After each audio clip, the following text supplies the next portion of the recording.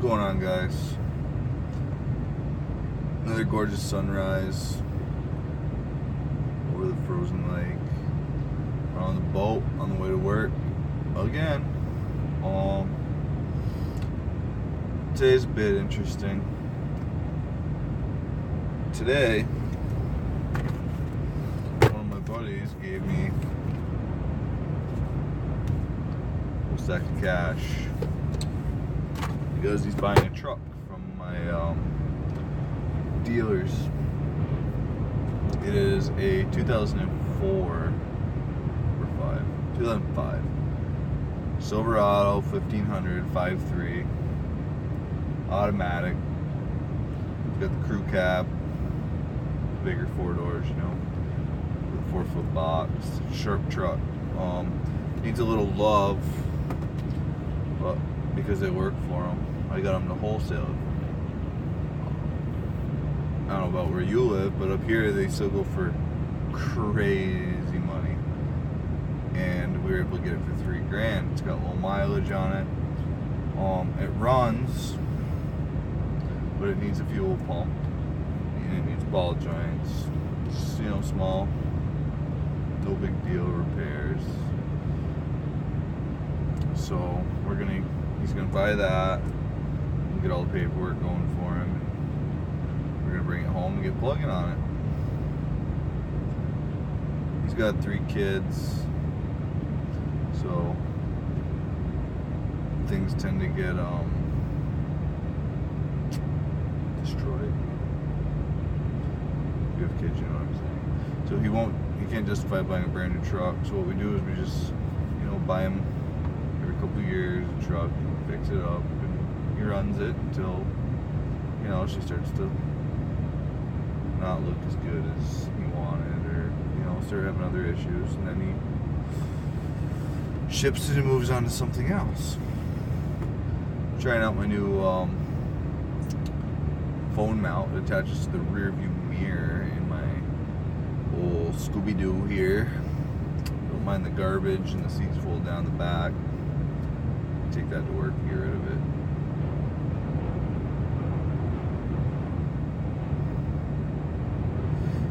We had a nice, beautiful 60, 65 degree day the other day, and guess what? Today is a whole whopping 27 degrees here in upstate New York, Vermont. Sucks. They gave us a nice little teaser, you know. It's like, yeah, the weather's getting nice. All your snow melted. No more ice in your driveway. Everybody went out and they washed their cars all up, washed their vehicles all up. People were rolling around in nice clean cars, and then it gets cold again. And they're calling for snow again.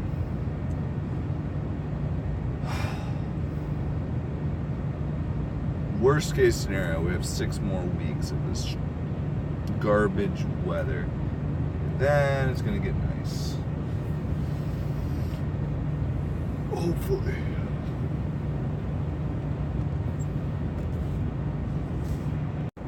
All I'm saying is, I cannot wait until the weather gets nice. So that way I can get back outside. It's my busy season at the shop. My own garage, I get a lot to do. I get to do a lot of side projects, body work and stuff for friends, family, people I know, people who know me, you know, just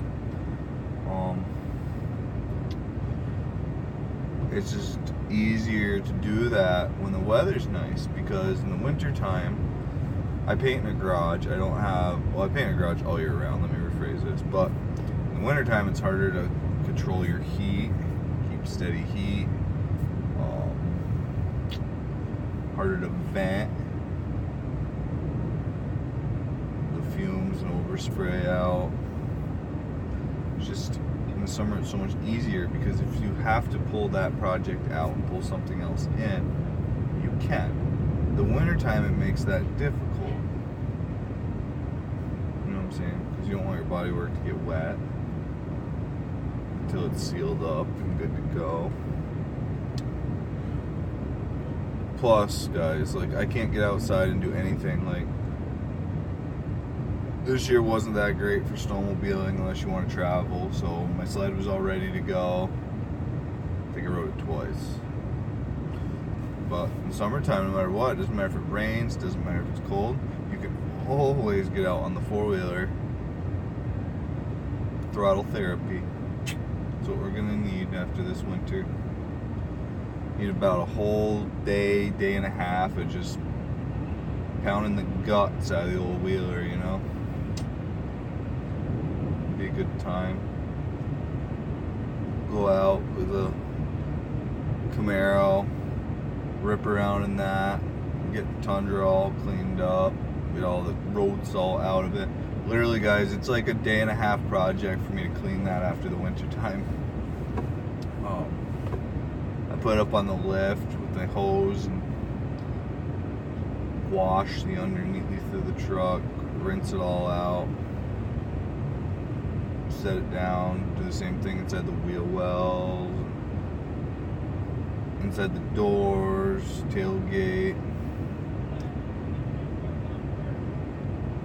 I actually pull the inner skin off the tailgate and wash the inside the tailgate.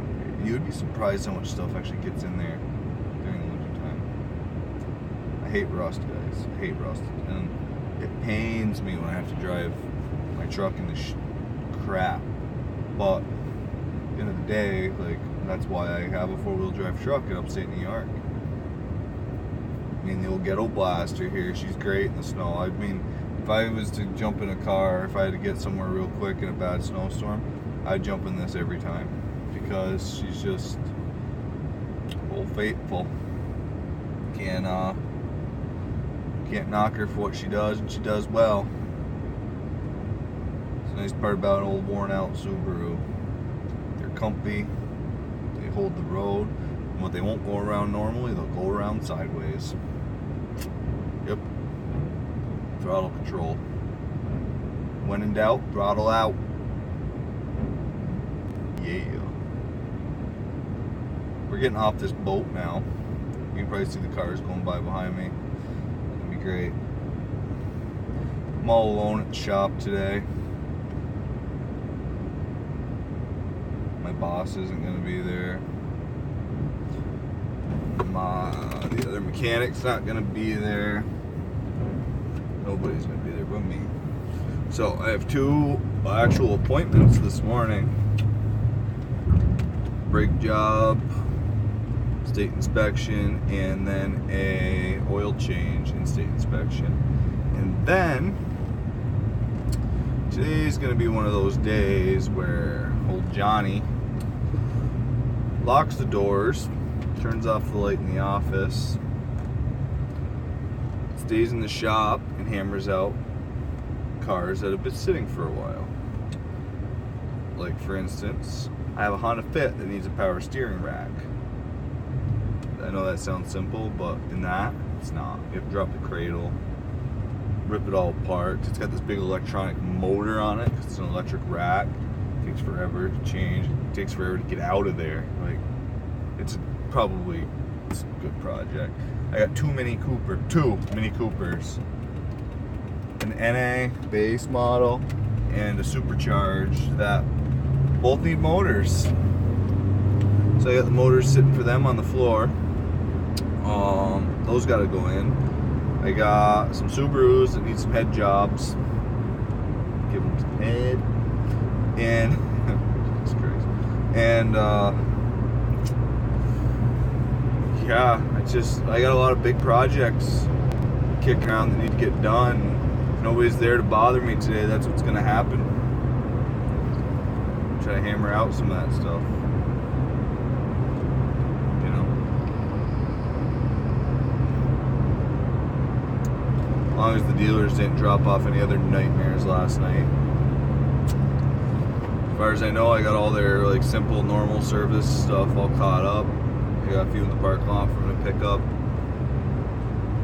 Got my customer vehicles done. See, we only schedule actual customer vehicles 2 days a week, Tuesdays and Thursdays. So that way we can keep the dealer flow going.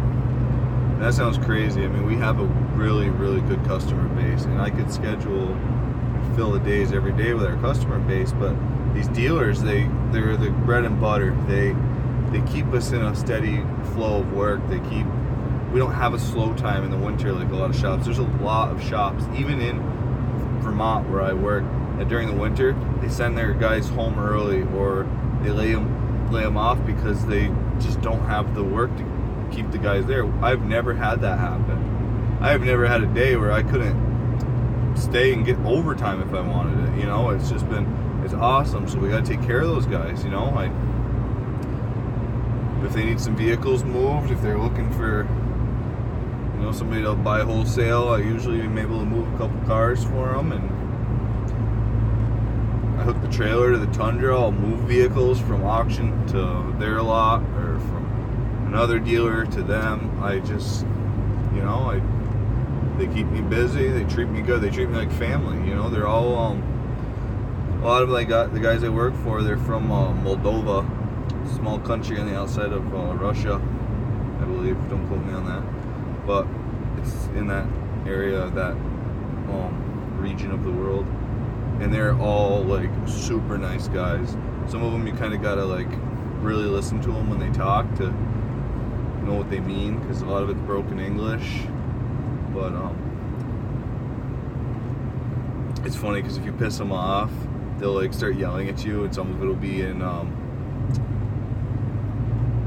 their language, some will be in English, and like you have to be like, whoa, hold up, English please, and they'll just calm down and they'll pick their words. But no, they're all great guys. You know, they treat me really, really well.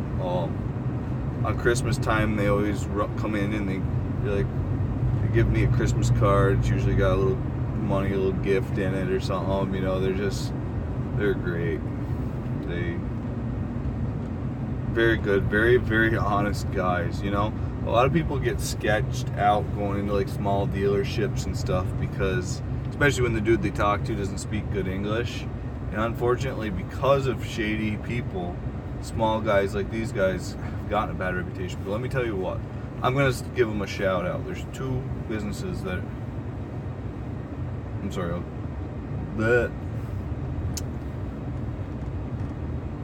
my main dealership that I do work for is called Williston Economy Motors. The owner's name is Vadim. These guys spare no expense.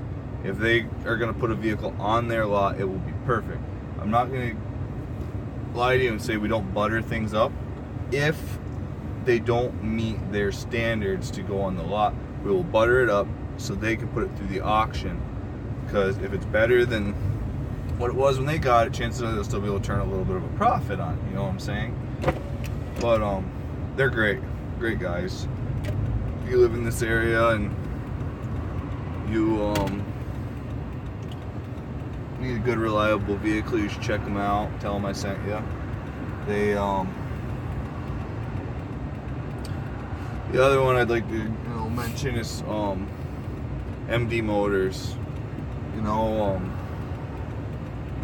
he had some bad luck a while back. For some reason, that guy just couldn't catch a break. He got a bunch of cars from an auction. Some of them didn't pan out to be as good as he thought. You see, he's got his own mechanics at his shop, but the heavy stuff or the big stuff he brings to us, because we can handle the volume better, if you understand what I'm saying. Our shop's bigger. We have more room to hold on to those big projects, and we can orchestrate to get it done a lot faster. But he had a hard time a while back, and it kind of hurt his reputation a little bit. He did everything. Like, he's a great guy. Like, I've bought vehicles from him because he's a great guy, and if something happens, he will take care of you. all these guys will. They're all a great bunch of guys. They just, you know, you can't always, they buy these vehicles, guys, okay? We fix them up, make them inspectable, make them good, and they put them on their lot for sale. So they don't drive them that much. They might roll them around town and stuff, but you know, on an unused vehicle, it's as unforeseen for them, if anything could happen to it, as it is for you. You know what I mean? Like, there's only so many things that you can visually tell with a vehicle. You know, it's just part of life. But they will do their best. They're a great bunch of guys. I'm rambling again. I'm just so bored, guys. Please bear with me on my boring ride to work. I mean, you can only listen to the same songs on the radio, the same radio shows so many mornings in a row, and even the music you buy on iTunes or download it from YouTube, you get sick of it, you know. And sometimes I just scroll through and watch some of you guys that watch me, and that's kind of hard to do because I like to watch you, not just listen to you, you know. But it is what it is. I had somebody just flash their lights at me, let me know that there's a cop up here, which is great because I was speeding, and the cops up here are ruthless, man. They will tear your head off for the smallest stuff ever. They hate my Tundra in this town. Oh no. There, we're back. So as I pulled into the parking lot, my new phone mount that I got on eBay for $2.95 shipped from China, quality, decided that it was gonna like give up on me, and like my phone just went and rolled. Now my car ate my lighter. Can't win. Bear with me. We're going hunting. Ah. It's funny. It's a different one. Reached under the seat. I got a different one that just went in, but you know, later's a later. As long as it lights. So anyway, the cops hate me in this town because in Vermont, in New York also, tinted windows are highly frowned upon. They've actually made it so when we go to get cars inspected,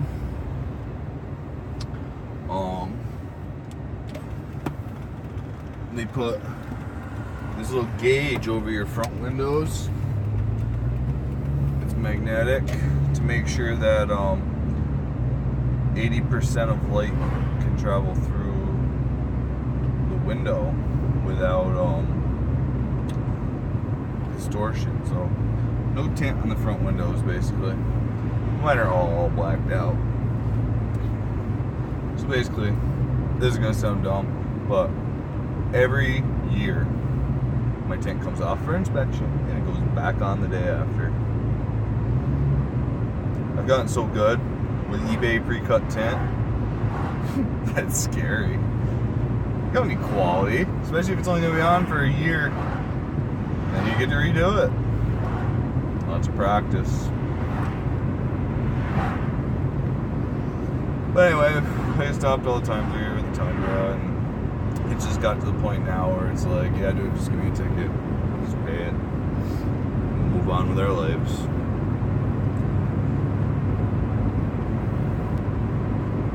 I don't know, at some point it's got to change because the laws are getting ridiculous. As far as window tint and what you're actually allowed to do to your car. New York's trying to push right now where anything with an aftermarket exhaust is illegal. If you have anything other than a factory exhaust on your car, then it is illegal. Huh. Tell you what, if that's the case, I will be registering my vehicles in the great state of Vermont. But anyway, guys, thanks for watching me ramble on. talk about absolutely nothing, give you absolutely nothing to take away from this video other than the fact that you probably killed about 14 brain cells watching me talk about nothing. And